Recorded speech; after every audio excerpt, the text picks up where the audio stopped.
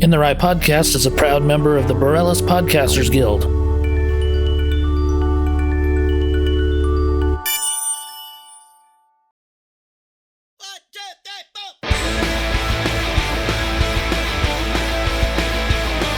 His name is Curt, a really funny guy, and this is his podcast, In the Right. It's the In the Right Podcast. Curt Fletcher. This episode is brought to you by Southwest Labs, which offers a huge variety of tests: STD testing, prostate screening, diabetes monitoring, COVID-19 testing, and more.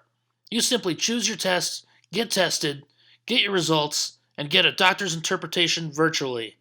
It's easier than the hassle of making an appointment with your doctor. Call 505-609-LABS, visit southwestlab.com, or find them on social media at Southwest Lab for more information or to schedule a test today. With locations in Albuquerque and Las Cruces, Southwest Labs makes medical lab testing simple. Mention this ad when you schedule your appointment. Hey everyone, thanks for tuning in. Episode 36 in the Right Podcast with Curt Fletcher. I'm your host, Curt Fletcher, and my guest today is Comedian-Butch Lord. So let's go talk to Butch Lord, everybody. There you go. What's up, dude? Hey, here I am. Hell yeah. Technology's awesome, dude. It's a fucking trick. It's crazy, huh, man? Yeah. It's like I'm still freaked out by all this shit. Isn't that funny? Yeah. I just got here from 1983. Yeah. By that I mean I've been stoned since 83. So Yeah. It's all brand new to me now. What's that middle shirt back there? Stanhope. Oh, okay. Stanhope podcast. Cool. Nice. Yeah. Oh yeah, man. Yeah, I ran into Stanhope. I did a show with him in Tucson a couple years ago, and then the first time I ever met him was in Atlanta at the airport, and I was running late for a flight already, and I saw him standing there, and I was like, holy shit, it's Doug Stanhope. So I just ran up to him, and I was like, Doug Stanhope, and then I took off running. Had you worked with him since before then? You had never worked with him? No, I was headlining an open mic in Tucson, and he happened to pop in to host. And so he told me I was headlining the open mic, so I figured I was going last, So I was outside hanging out with a friend of mine, and Stanhope called my name, and I wasn't in there, so he's kind of pissed at me, and I was like, well, fuck, I didn't know I was going in the middle of the show. Dang. So then he called me up after the next comic, and I had a really good set, so he's like, all right, I'm not pissed off at you anymore. I was like, all right, cool. He said he wasn't pissed off because he had a good set, huh? Yeah. That's awesome. Yeah. That's awesome. So, how do you like being in Arizona, man? You're still in Arizona, right? Yeah, I started in Tucson, so I love the desert, man. When I I didn't know you started in Tucson. Yeah, I started with Pablo, man, back in '89. No shit, man. Yeah, I started the day Ted Bundy got executed. Really? Yeah, the day the serial killer was executed, like his calendar day. Yeah. Did you do your entire set about it or anything, or did you talk about it in your set? You know what? I never even planned to do anything about it, but it was a big story because what happened is they killed him at, they wait till 12:01. They kill you the first minute of the day your execution date is. Oh wow! Right? Yeah. So you get 1 minute of your day, and then so at 12:01 they throw the fucking cords on this dude. Well, that was at 12:01. Well, the next night, all the way around till 8 o'clock at night was the open mic. So it was the day. It was the day after the open mic was, and well, it's the day. You know what I mean? It was the day of calendar day because the clock. You know what I mean? Anyways, it just fucking happened, and it was weird because I went up. It was my first open mic, and back then the last open mic, man, there'd be like 180 people in the motherfucker. Yeah. It was packed back then, and I was all bundled of freaking nerves, and the guy he brings me on. He goes, I went up like I don't know, like maybe a little past halfway in the lineup. And there's probably about maybe 25 comics or whatever it was. I don't know what it was. I went about halfway past the middle, and he goes, hey, give it up for this next guy. It's his very first time ever on stage. Ladies and gentlemen, Bruce Lloyd. And and I looked around. I'm like, oh fuck, I thought it was me, but who the fuck is Bruce Lloyd? And because he got my name wrong, you know. And I'm looking around, nobody's going. I'm like, oh, he fucked up my name. And my first joke was about my name, you know. So I was kind of fucked with my first joke, but I didn't know what to do. Should I go up there and like say my name then? So I did. So I went to like I was confused between starting my joke, the one after it, or explaining the name thing and explaining he got it wrong and stuff. And I kind of got because he just passed me on the stage. And I just went up there and the crowd had stopped clapping and it got real kind of quiet. And I said, I tried to say something. It came out all blah blah blah. And I was like, I go, man, I gotta tell you guys, he's right. It was my first time ever. I have a bundle of nerves. So maybe if I sit down, I'll feel better. And I looked, and instead of a stool, there was this fucking wooden chair with a high back on the motherfucker. I don't know why it was there. I've never seen it before. I've never seen it since. But I was like, I went over and I sat down in it, and I was like, oh, great. Now I feel like Ted Bundy. Fucking place went nuts, dude, because it just happened. I'm like, is this thing plugged in? I looked around. Hey, where's the governor? I got a reprieve. You know, I jumped up, and I did my little 5 minutes and ran the fuck out of there. Dude, that's great, man. That's a great story. I rocked that sucker, though. It was cool, man. And you caught the bug right away. Oh, absolutely. I gotta tell you, I gotta be honest. I like went like about a year before I didn't just fucking flat kill, dude. I tried to kill every time I went on any stage, you know, because that's all my intention was, and I was like kind of running scared a little bit. I was just ahead of didn't want anything to not work. I'd freak out, and I don't know how guys do comedy. They'll do it for years to get open mic and suck. Yeah, I'm like, I swear to God, dude, if I wouldn't have gone well at first, I would have never done it again. Yeah. It was either going to happen or it wasn't in my mind, you know? Yeah. And I was bummed. I'm bummed in retrospect when somebody told me I had been doing comedy 3 months or close to 3 months, I think. Somewhere between 2 and 3 months I'd been doing comedy. When someone told me, hey, how come you don't do that one thing you did? And I was like, oh, you're allowed to do them again? I've been writing a new show every time. Really? Yeah, I wrote a new show. I didn't know you could do it again. That's so funny, man. Well, they should have done that because then I didn't write a joke for another 20 years. Oh, yeah. Were there some pretty good comics back then in Tucson? Well, you know, thinking about it, only me and Pablo really came out of there right then, okay? Yeah. But I know that a few guys in front of us, and then there were guys that came out behind us. But Tucson's one of them towns where as soon as you get some legs under you, you're like, phew! Yeah. Because it's too small to really, move anywhere from there. So you kind of got to try and head out somewhere. Yeah. Yeah, no, Gary Shandling's from there, right? Yeah, exactly. Yeah. You know, and there was no club there when he was there. And of course, I think he probably did bar gigs and university gigs, and then fucking immediately went to LA. You know, I mean, I don't know.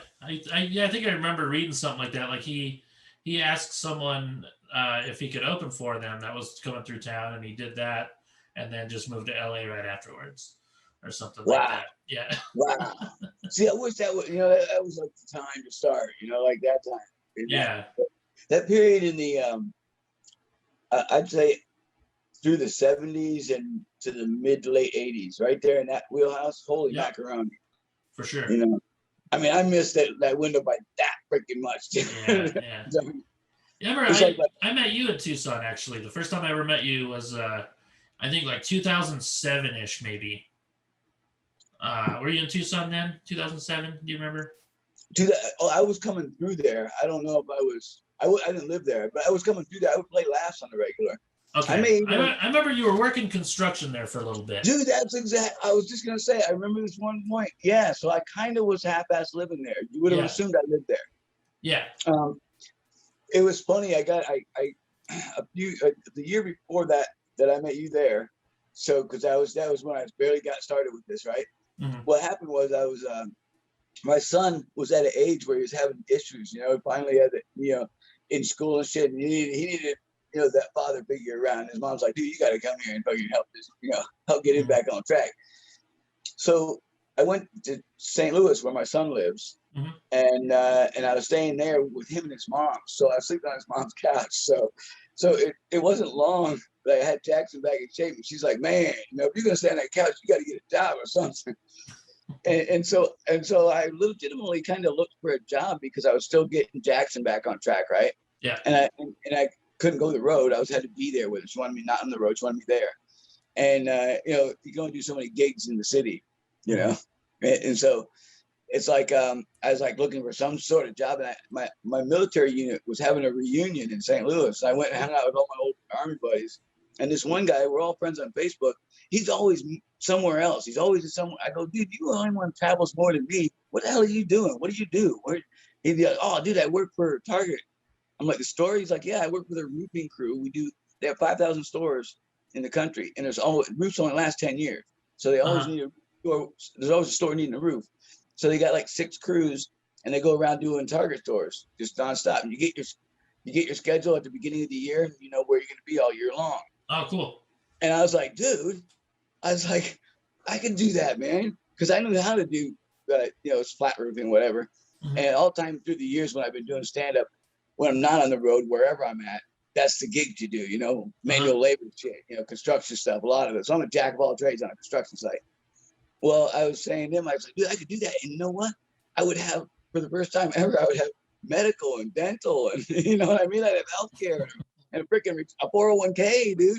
And they make bank, you know, I'd be starting at $22 an hour or some shit, you know? Oh, yeah. So it's like, fucking dude, I could do this all day, right? Well, we were all drunk at a hotel. Well, freaking, we applied online while we were there. He pulled out his computer and applied online. And he knows the guy who runs the construction division in Minneapolis. So he gets my application, and dude says, hey, you should hire him. And I get a call the next day. And I was like, well, fuck it, I'll go ahead and do it, man. And my first gig was that Tucson gig. Okay. What I thought I could do is I get my schedule for the year, and then I could book those cities, you know, clubs. I'd be smoking, dude. I mean, it was sweet, right? What a cush gig. Well, goddamn me, if my first gig is right here in Tucson, and we're doing a 1.4 million square foot distribution center in the summertime, dude, and we're chasing the steel. It's brand new construction. We're chasing the steel across the roof, hot as fuck, 100 degrees. And man, 3 weeks into the job, a storm hit in Flagstaff and fucked up a roof. And when something like emergency happens at a store like that, where a storm damage or something, the nearest crew goes. Okay. And I'm like, oh no, I could have to go. I can't do this. Because if I book a gig, you can't have the headliner. You got all this advertising to be paid for. Now you got it. Oh man, you're gonna do a roof in Flagstaff? What are you talking about? You know what I mean?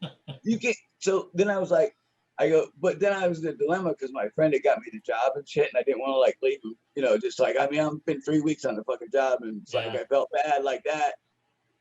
And so I was like, you know what? I'll just book feature gigs. You know what I mean? Because then I'm not part of the advertising. I could cancel if I had to. Yeah.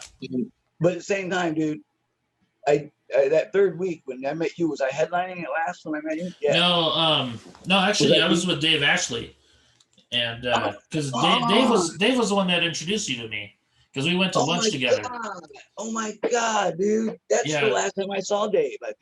Yeah. We had lunch together. You did some guest spots, I remember. So okay, cool. So I wasn't even working. Okay. Yeah, you weren't working at the shows. Yeah. You were just doing guest spots, and we ended up having lunch somewhere. At the there's a little deli. Yes. Yeah. Yes, I know the one, dude.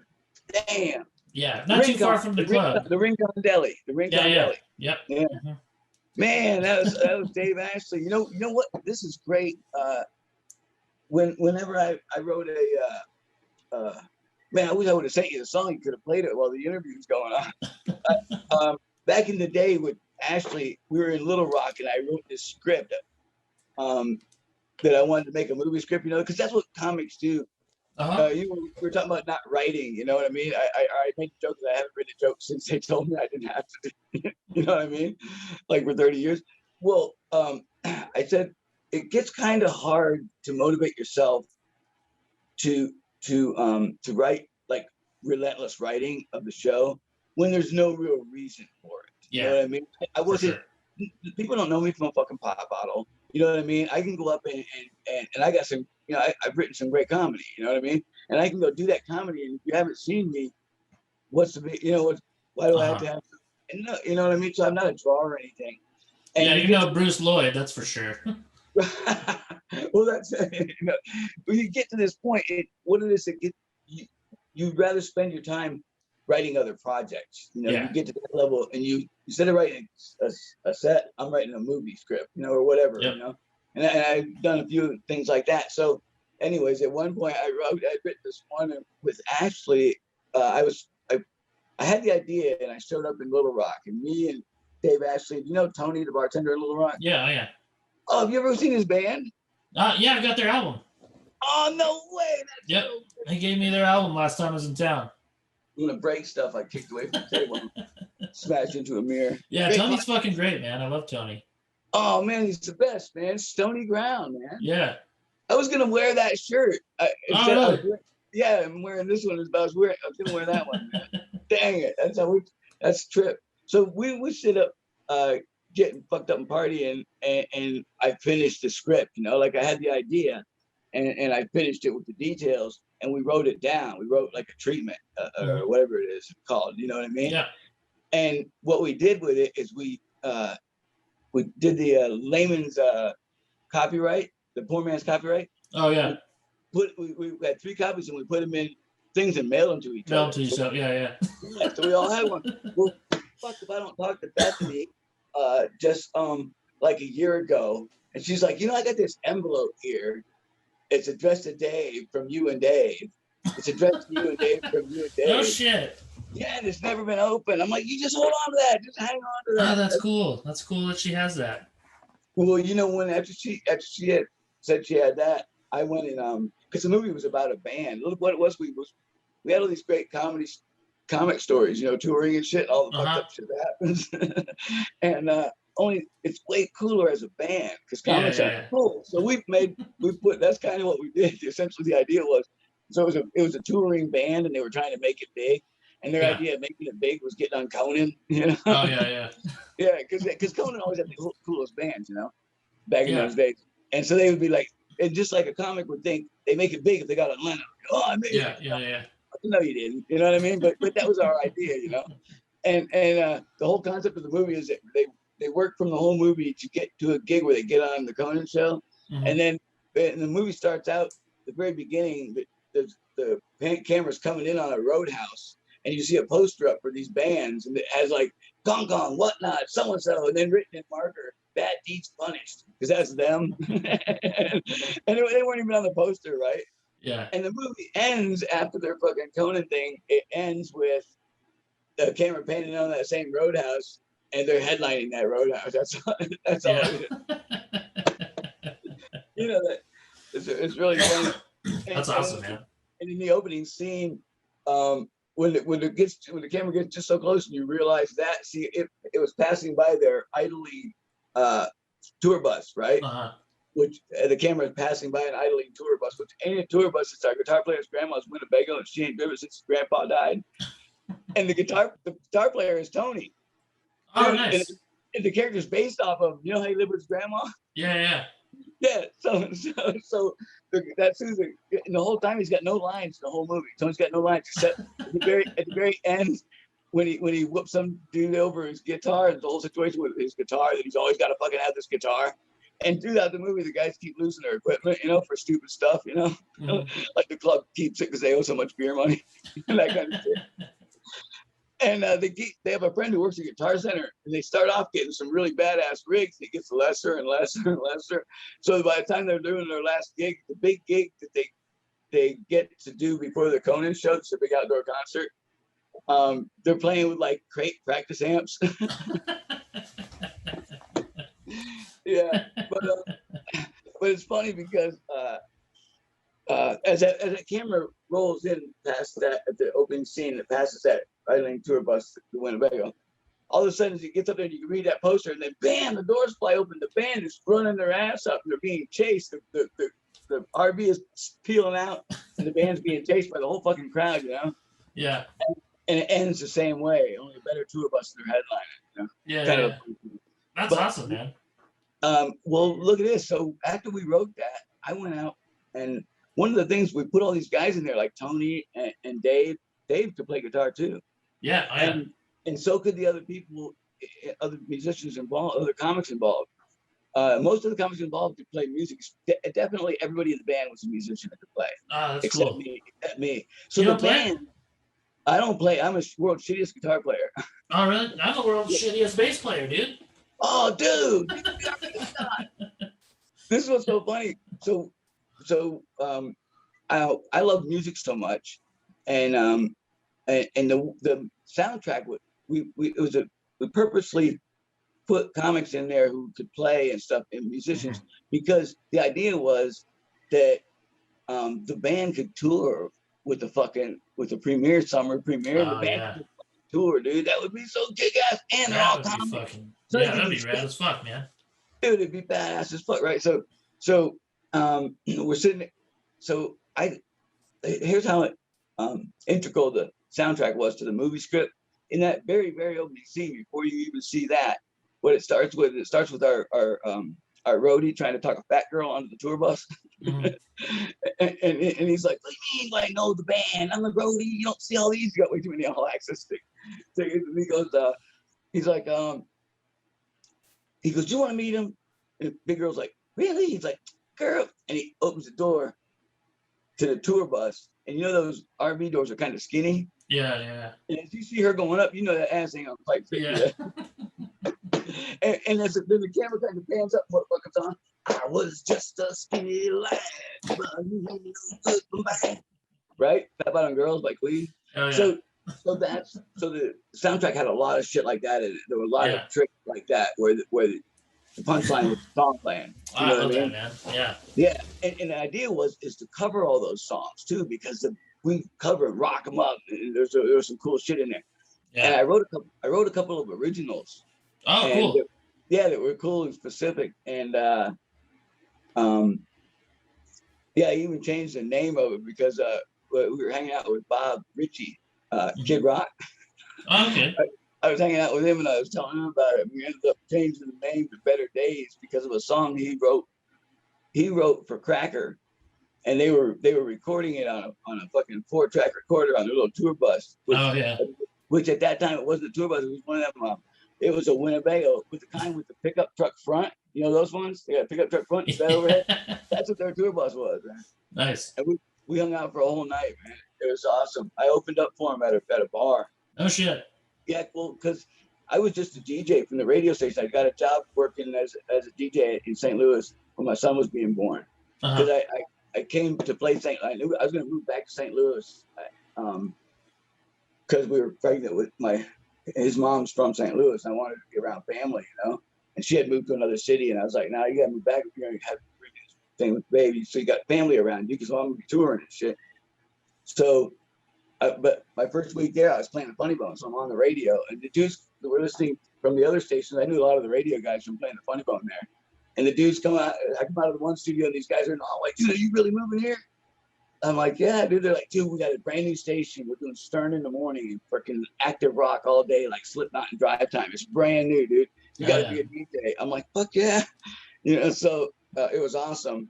And my first gig was having Kid Rock at the High Point, this bar that only seats about maybe 350, and they had that fucker like 400 people in that motherfucker. It was packed like a bitch, and I show up late, and I get there, and everybody's panicked because the band is coming still from Louisville, and they're late. Kid Rock and them, they're late, and they're like, "Dude, the fucking opening band's almost done, and they're still 30 minutes away." And I'm like, so they go, "You got to like go up and give away some radio shit, you know, prizes, T-shirts and CDs and shit."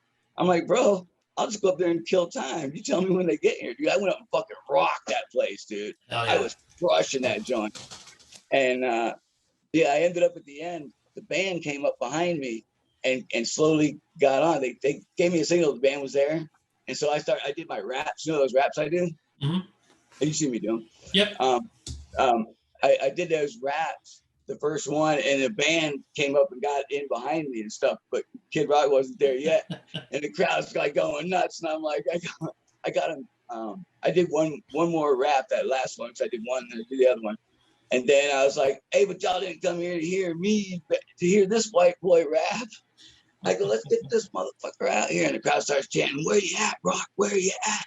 Where you at? And the place is just slamming. And all of a sudden he sticks his head around the corner and I go, there that motherfucker go. He's like, my name is yeah, it was fucking cool.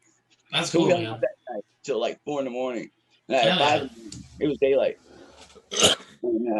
And he was, I think we made him late to Kansas City. Oh yeah. That's cool, man. Oh, but what I was telling you is, so I had written a couple of originals for that soundtrack, Yeah. that movie. So I recorded one of the originals and then a cover of Fat Bottom Girls Nice. with the band out in San Diego, my friend's recording studio. When Bethany reminded me about the envelope, then I got to thinking about the studio, and that studio just closed down. So I called the guy whose studio it was, and he's like, "Yeah, I got the tape." So I just got a tape of the song. No shit. Yeah, I got an MP3, man. I'll send it to you, dude. Please do, man. Shit, that's awesome. Yeah. So Super cool. yeah, I don't know why we got into all that stuff. I thought we were gonna do it. No, that's cool, man. Yeah, Beth actually posted the other day. Their son, her and Dave's son, just turned 9 the other day. Isn't that crazy? Wow. Yeah. Wow. Yeah. Well, how long were you and Dave on the road right there? Was that a little stretch you were on? We didn't work together too much on the road. We just did Tucson together a couple times. Oh, okay. Because he didn't really go on the road too much. No, he didn't. At that point. So I did Tucson with him like twice. And then, I worked with him at the Looney Bins a few times and stuff. Yeah. But yeah, he was one of those guys that I just hit it off with right away, Oh, Dave was a great cat, man. Yeah. He was such a freaking, he was like the kind of cool that it was like, he was a really cool, like, but he was really a good person and a kind he's a great person, yeah. Like he's somebody so kind and nice and like honest. Yeah. Shouldn't be in the places he was in, Yeah. Shouldn't be hanging with motherfuckers like me, Yeah, out of all the people I know in comedy that have died, like that one hit me the hardest for sure. Oh my gosh, man. Like that still today, I still see pictures of him and stuff. And every April Fool's Day, I think of him, just. And Halloween, I always think of him too, because we went to a Halloween party one time at this bar, and they were having a costume contest, and all the costumes were super lame. So me and Dave were like, I bet we can win this if we just go figure something out. So we went down to Walmart, and it's so funny. We had the exact idea at the same time because the magazines are right here and the bras are right here. And we both looked at each other and were like, magazine rack. So nice. So he went to his house and took one of Beth's bras and just stapled a bunch of magazines to it. And he won $100. Yeah. That is so Dave, actually. Magazine rap. God dang it, man.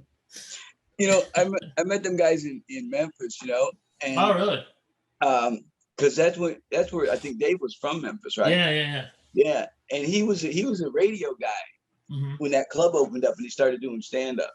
Yeah. And I was so glad he started doing stand up because radio is bad for comics. Yeah. It's not very good for comics. Mhm. And especially if you don't know comedy first. If you become big in that, you'll never do comedy. Yeah. It's like you'd never see Stern doing comedy, but I bet if Stern didn't do the radio, he could have been a good comic. Yeah. You know what I mean? Mm-hmm. And so with Ashley, like in retrospect, I was like so glad that Dave, that club opened up there and Dave started doing stand up. Yeah, it was cool. He moved to him and Beth were running one of them too for a minute, weren't they? Tulsa, yeah. Yeah, Tulsa. Yeah, that's where I met him, was Tulsa the first time. And then I lived in Tulsa for a little while too. Not when they lived there though, but that's where I met Dave, was Tulsa. The first time I met Beth was in Tucson though, when she was managing the Tucson club. Yeah. Oh, that's right. At the same time, almost. And right? Dave was on the Frank show at the time. Oh wow! No shit. Yeah. Oh, that's so awesome. Yeah.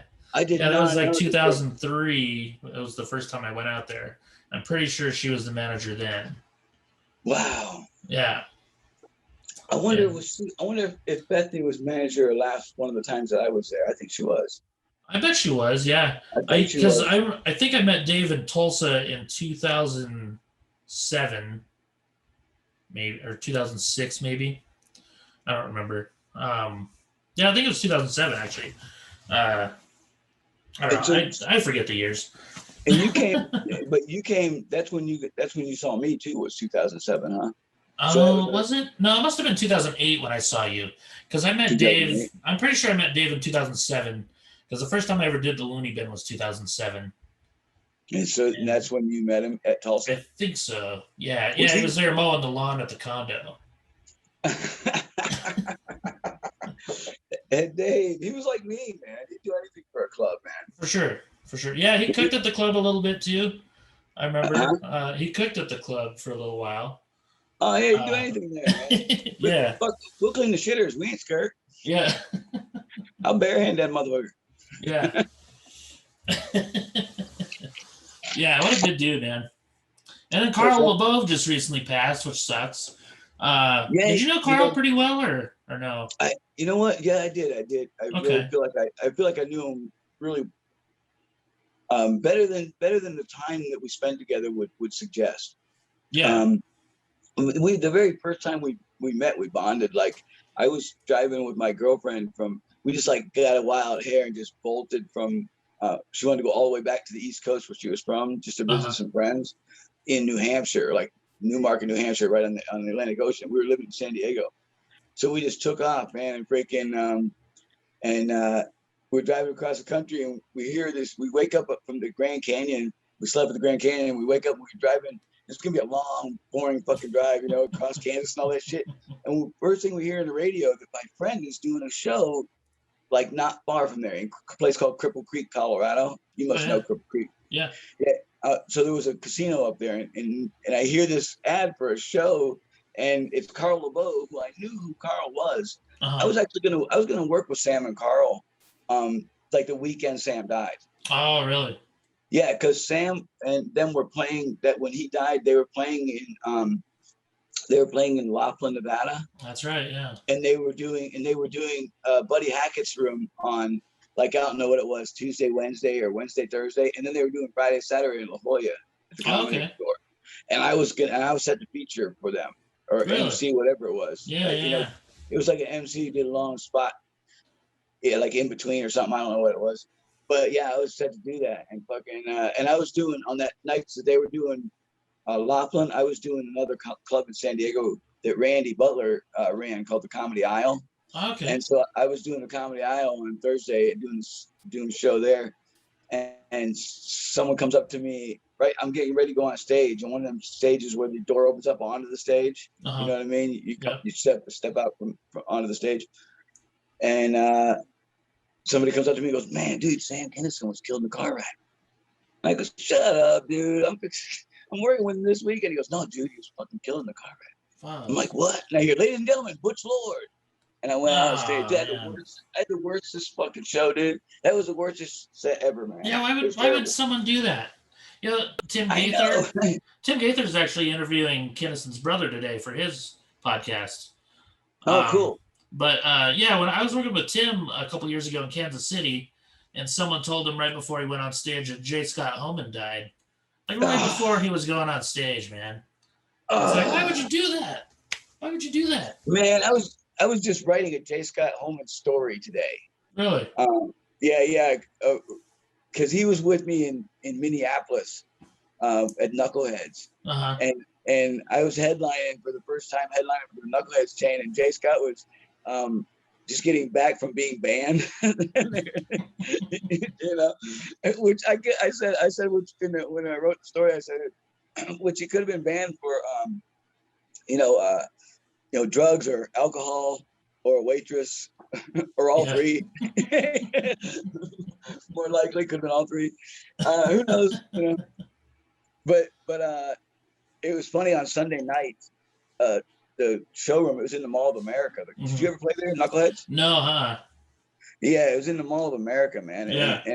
And on Sunday night, a tour group of like 6 tour buses from the Colorado-Kansas border of senior citizens had just spent their vacation in the Mall of America, and they did a different floor each day because it's 4 floors, and so they did a different floor each day, and then on the last day, Sunday, they got to go on anywhere they wanted in the mall, and then they could come to the 5th floor for a dinner and a show for the comedy club.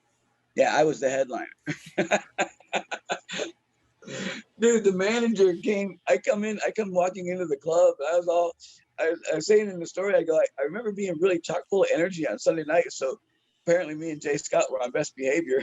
And because usually I'm dragging ass on a Sunday after Jay Scott, but we must have been being real good guys. And I come walking into the front bar. This club had a front bar like Laughs Tucson. And I walk into the front bar and the bartender starts laughing. I was like, what are you laughing at? She goes, I forgot you were headlining, dude. I'm like, what? She goes, go look at the showroom. Yeah, look in there. It's all these senior citizens. And the manager comes out, and dude, he was literally sweating, man. He's like, dude, Butch, he goes, you don't have to go on stage. I've already called guys. I got some locals coming out, man. We're going to fill the time. The corporate sprung this on me. I didn't. I go, what do you mean I ain't going on, dude? That's my name on that marquee, motherfucker. I'm going on. And he goes, dude, seriously, you don't want to go up in front of it. You want to go up in front of it. I go, dude, I'm going up, man. He goes, dude, we're not going to change your money or anything, dude. I go, bro, I'm going on. I go, okay, give me this, dude. I said, give me 3 minutes. If it's not going well, I'll get off. And he said, you promise you get off? I go, yeah, you got you guys already coming out here from Minneapolis. I'll get off if it's not going well. 3 minutes is all I need. And he goes, all right, 3 minutes. He goes, well, don't do that music. You know, because he used to go to Corn, Blind. Oh, yeah. Are you ready? So I tell him, I go, okay, I won't do the music, man. Let me go tell the sound guy. I told the sound guy, I was like, crank that shit up, dude.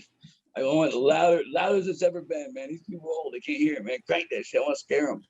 And fucking, dude, I came out on stage, dude, that fucking music blaring, and I'm fucking banging my head, and fucking like, and fucking the crowd's just like, what the hell? You know, all these old seniors.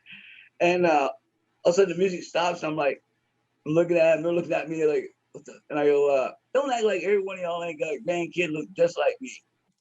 I said, and that guy gets a little laugh, and I was like, little fuck owes you money, doesn't he? That fucking kills, dude. That kills. Hey, but right as the crowd settles down from this huge burst of laughter, the crowd settles down, and some lady right in the very front row, she goes, oh, I won't be listening to that language. And she turned her chair around. She turned her chair around so she didn't have to look at me, dude. And I go, has she been being a bitch the whole time? The place went nuts, bro. She had been, dude. She'd been a total bitch, man. And that set it off. I had him, dude. I freaking rocked that joint, dude. I love it, man. Why was I telling you? Oh, that was the story I was writing about. Oh, yeah, we were talking about Carl LaBove, and then we got sidetracked a little bit. With J. Scott Holman, another dear friend. And sorry to keep talking about dead comics, man. I know that's what we're gonna call this, Butch Lord and the Dead Comics. Well, you know why you're gonna call it that? Because you know that you've been to Colorado Springs, right? Oh yeah. Yeah, you know my picture's on the dead guy wall. Is it? Yeah, the original Oh, owner shit. the original owner put my picture up. There's the dead guy wall, and I'm like, dude, what do you think? Butch, it's just a matter of time. Shit. Was that Larry that put it there? Yes. So, yeah, I wanted to finish that Carl LaBove story. So Please do, man. I was gonna meet Carl that time with the Sam died, so I didn't see them, right? Mm-hmm. And then I'm driving to the New Hampshire, and we hear about that Cripple Creek show. Do you know who Brian Mallow is? Yeah. That's my buddy who was on the bill. I didn't know Carl, but Brian was featuring. Brian was actually okay. So the first week that Russ owned Laughs in Albuquerque, if I remember this right, Brian Mallow was co-headlining with Mitch Hedberg. Oh fuck yeah! And Russ had to fire both of them because they were too stoned to perform. Oh, that's fucking great, man. That's great because Russ didn't have to fire him, man. They could have handled that shit. Yeah. Well, he said they were on stage and they couldn't handle it. So. Like they were just standing up there, like staring at the crowd and not saying shit, just Oh giggling man, and stuff. and it was. Well, Brian did that to me. Brian did that to me when he had heard that I did acid and did shows, like did performed on acid. I did it on acid and shrooms, like I think total of like 9 times, and I don't know how many was which. You know, it was like five on acid, 4 on shrooms, 4 on shrooms. I don't know what it was. I think it was more on shrooms. Anyways, and Mallow had heard that, and he goes, "We're working laughs together, doing the co-headline thing in Tucson." And Brian said, he goes, "Dude, I brought acid." He goes, "I know you've tripped before, you've done your show, so I want to do it with you, man. On Sunday night, we're gonna do it, right?" And I go, "Fuck yeah, dude, let's do it, man." So Sunday at like 6 o'clock, we went up into Mount Lemon and dosed the acid, so we can start the acid trip, And then we go down to the condo and get ready, and we're flying pretty good. And we have to get showered and get ready. And I shower, and I'm fucking tripping great, dude. And I'm out in the living room, man, like in a towel, ironing my shirt for the show, you know what I mean? And then just tripping balls, listening to music and just loving it. And fucking Mallow comes out of his room all freaked out. He's like, "Dude, are you tripping, man?" I was like, "Whoa, bro." I was like, "Man, you can't be around me right now." Only I didn't say that to him.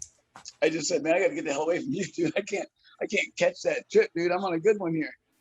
And I didn't give him the slip or anything, but I was like, "Okay, I'm gonna get ready," and then we're gonna head over. I kind of just hurried up and didn't have to stand still with him. and I got over there, dude, and I fucking destroyed, because we were co-headlines, so we were flipping back and forth, and it was his turn to close. We both do the same amount of time, like 35-minute sets or whatever, but one would close. You flip, but you argue over who closed because you didn't want to close. You wanted the rocking chair. Well, Sunday night was Brian's turn to close. Well, I fucking went. I fucking destroyed that room, dude. It was unbelievable, man. And so much so that the guy who was the manager there. Do you remember Dave Goss? Dave Goss, huh? He was the manager. I think the last manager right before Bethany. Oh, okay. That would have been before I went there. I think because I think he left when they sold it the first time. So, anyways, the guy had been the manager for like 7 years at that point, right? Mm-hmm. He'd been manager of the club 7 years. And I come off stage and I go out past the bathrooms and into the bar, and he comes around the other way from the other side of the showroom, the manager, and he goes, "Butch, that was the best fucking set I've ever seen on that stage ever, dude, by any comic. Awesome. That was fucking unbelievable." And I go, "Dave, I'm on acid." And he goes, "You fucker." He goes, "I would have never let you go up if I knew that." That's why I didn't tell you, Dave. And then, of course, the bartender and the waitress was like, "Are you really doing?" "Fuck yeah, dude. That was fucking unreal." So everybody's all talking about how badass it looked, this, and that. And we're sitting out there with the waitresses and with Dingo, and we're just talking about me just fucking crushing in there. And all of a sudden, 5 minutes go by, Dave comes out of the fucking showroom. "Butch, is Brian on acid too?" I go, "Yeah." He goes, "He's having an exact opposite set of you. You got to go back on stage, dude." I had to go back on stage. We had to get him on. Oh, that's crazy. I was telling you that to get to the Carl LaBove story. Yeah. I got sidetracked. See, that's what happens when we talk, man. Every time we hit a story. Yeah, I'll just shut up the rest of the way. The Carl LaBove thing was that, so I hear that Brian Mallow is doing a show with Carl LaBove. So I'm thinking, dude, I'm going to go out and meet this Carl LaBove guy because I heard such good things about him, I'd never even seen a picture of him, so I didn't know what he looked like. This is the fucking 90s. Nobody had fucking, cell phones with pictures everywhere and social media. I didn't even know what he looked like. And but I knew his reputation from being Sam's guy, and I knew I was going to meet him. That I should have met him. Anyways, I go out to Cripple Creek, and we drove from the Grand Canyon. We got there like at 5 in the afternoon. It was hot as fuck. It was July 4th, because that's why we went there, because it was July 4th. We might as well spend July 4th somewhere weird. Hey everyone, thanks for tuning in. That was a lot of fun chatting with Butch. Sorry about the audio issues he was having. And of course, he called me back to finish the story, and I was not recording for some reason. So we are going to do a part 2 at some point and finish the Carl LaBove story. We kept getting sidetracked talking about other comedians and stuff. And that wasn't the plan. We weren't planning on talking about all the comedians that had passed away. But, three of the most awesome comedians that we talked about. Just really good dudes. Awesome comics. Neil died way too early, which sucks. But that was a lot of fun. Talking to Butch, we'll definitely do a part 2. What's been going on? I did an open mic last night in Albuquerque. That was a lot of fun. Most of the new stuff worked, which was nice. But there, I have this one joke where I did it when I was younger, starting out, and it never got a laugh, and I thought it was really funny. But it never got a laugh, so I tossed it out. Never tried it again. And a buddy of mine reminded me of it the other day. So I decided to try it again last night. And once again, nobody laughed. So yeah, maybe I'll post the video on the podcast so you can see it. See me bombing horribly. What else is going on? Me and my sister and my mom are starting a business. Doing like a genealogy type of thing where we help people build family trees and things like that. Help them read their DNA results and get them in touch with like lost family members and things like that. I'll post the website here. It's genealogy.dnainvestigators.com. It's hard to spell genealogy, so I'll post the link on here. I'm also going to start a Simpsons podcast pretty soon. I don't know when. I don't know what the time frame is going to be, but I'm a big fan of the Simpsons, and I like the early seasons 1 through 8 are my favorite. So I was going to do a podcast about that. I don't know what the format's going to be quite yet, but I think that'll be pretty fun. I also got some tour dates. Pretty excited about that. May 27th through the 29th, I'll be at Fort Worth Hyenas. June 3rd, I'm doing a set just outside of Austin, Texas somewhere. I'll have more info for that soon. June 9th through 12th, I'll be at the Oklahoma City Looney Bin. June 17th through the 19th, I'll be at the Wichita Looney Bin. June 23rd or 24th, I haven't nailed down the date yet. I'll be in Mason City, Iowa at Bricks. August 12th through the 15th, I'll be at the Reno Laugh Factory in Nevada. August 5th is going to be my 20-year anniversary show somewhere in Albuquerque. Don't have the venue yet. That's about it for this week. Thanks for listening, though. You guys are awesome.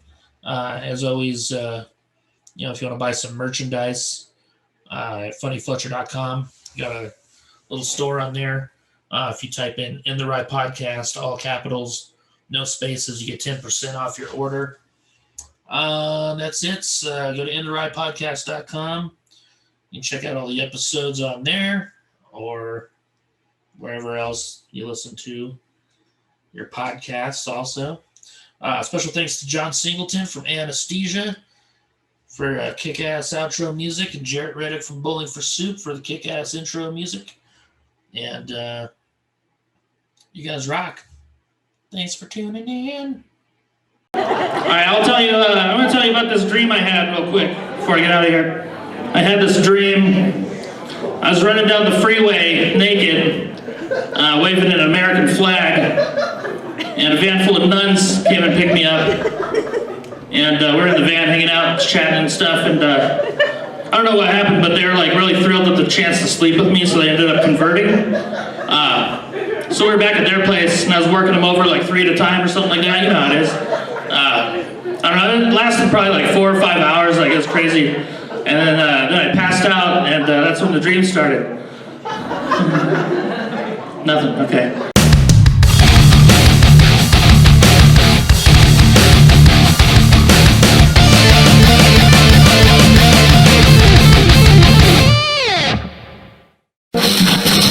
OMG. OMG, did you hear Kim is officially divorcing Kanye? Good riddance. Took her long enough. Good thing they have a prenup. Anyways, did you ever go to that new brewery? Yeah, and remember that dude named Jake I went on a date with one time? He was there also.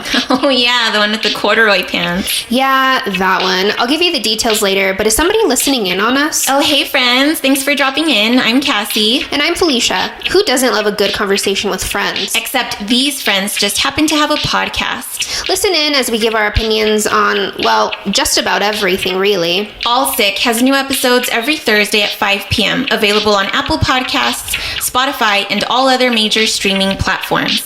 We hope to hang with you soon. Bye!